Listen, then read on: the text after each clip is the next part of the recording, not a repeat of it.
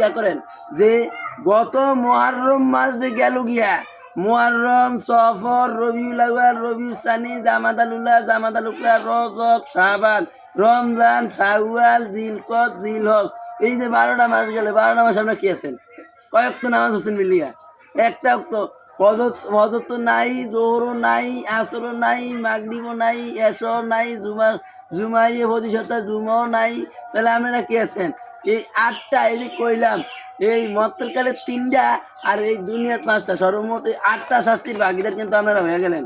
তাইলে কবরের মধ্যে 3টা, এই 8টার পরে এবার কবরের মধ্যে আইন, কবরের মধ্যে এই যে 3টার মধ্যে কি কি? এক নাম্বার কি? এক নাম্বার হইল গিয়া তার কবর হইব অন্ধকার কবর। 2 নাম্বার হইব সে তার কবরের মধ্যে তার 3টা শাস্তির মধ্যে হইব গিয়া 1 নাম্বার হইল তার হিসাব হইব খুবই কঠিন ভাবে। 2 নাম্বার তার কবরের মধ্যে এমন মোড়া মোড়া ওটের গাড়ের সাপ হইব, ওটের গাড়ের মতন, ওটের একটা ওট, এই ওটের গাড়ের মতন, তাও কয়টা? 99টা সাপ, 99টা সাপ তার কবরের মধ্যে নিযুক্ত করে থাকবো। একটা সাপ লম্বা কদ্দুর হইব, একটা সাপ লম্বা হইব কি আঙ্গ বাইর থেকে যদি সারাদিনে ফজরের নামাজের ভোরের থেকে হাঁটতে মাগরিব পর্যন্ত যদ্দুর আড়ি এসছেন লম্বা হইব একটা সাপ। এই সাপ কয়টা? এরকম কয়টা? 99টা সাপ হইব। এরপরে দিয়া এই সাপটা কিরকম হইব? সাপটার শরীর হইব লোহার শরীর, চোখ হইব আগুনের, শরীর হইব লোহার। এই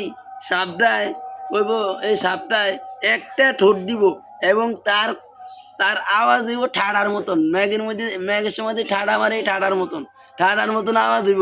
এই সাপে একটা ঠোঁট দিব, একটা ঠোঁটে 70 হাত মাটির তলে লইয়ে দিব, আবার টান দিয়ে উড়াইব, আবার ঠোঁট দিব, আবার 70 হাত মাটির তলে লইয়ে দিব। এরম বেলায় কেমন তদন্ত করবো? তাহলে 1 নম্বর হইল গিয়া তার কবর হইব ছোট, 1 নম্বর হইব তার কবর হইব ছোট, এমন ছোট হইব যে তার এই যে এই 2 পাশের হাড়, এই যে 2 পাশের যে হাড়, এই হাড় সাপের লগে এমন হয়ে যাইব।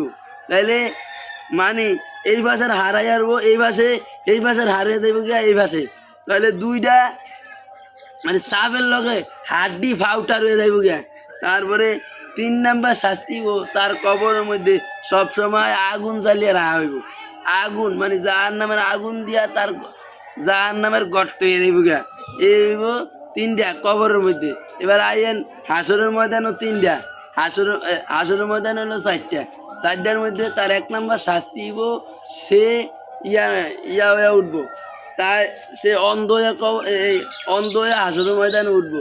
2 নাম্বার তার প্রতি আল্লাহ রাগান্বিত থাকবো। 3 নাম্বার তার বিচার হইব কঠিনভাবে, হিসাব হইব কঠিন হিসাব হইব, তার হিসাব হইব কঠিন, শক্ত করে হিসাব লওয়া হইব। 4 নাম্বার শাস্তি হইল গিয়া তার কোয়ালের মধ্যে 3টা লাইন লেখা থাকবো, কোয়ালের মধ্যে 3টা লাইন লেখা থাকবো। 1 নাম্বার হইল যে তুই আল্লাহর হক নষ্ট করছ। 2 নাম্বার শাস্তি হইল যে তুই দুনিয়ার মধ্যে তুই বালা মানুষের থেকে বঞ্চিত আসিলি, আজকে তুই ভালো মানুষের থেকে বঞ্চিত হইয়া যা। 3 নাম্বার শাস্তি হইল 3 নম্বর লাইনে লেখা থাকবো, 3 নাম্বার লাইনে লেখা থাকবো যে তুই দুনিয়ার মধ্যে অভিশপ্ত, আখেরাতেও অভিশপ্ত, এবং তারে শেষ পর্যন্ত হিসাব কঠিন করে শেষ পর্যন্ত তার শাস্তি ও তারে জাহান্নামের মধ্যে নিক্ষেপ করবে।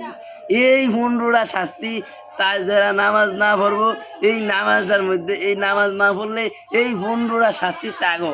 এবারে চিন্তা করেন যে গত বছরে এই যে 2024 সাল থেকে 2025 সালের আজ 27 জুন চলতে আছে, 2024 সালের 27 জুন থেকে 2025 সাল 27 জুন, অর্থাৎ 1 বছর। এই 1 বছর আমরা যে নামাজটা পড়লাম না, 1 বছর এবারে দিয়ে জাহান্নামে তো যামই।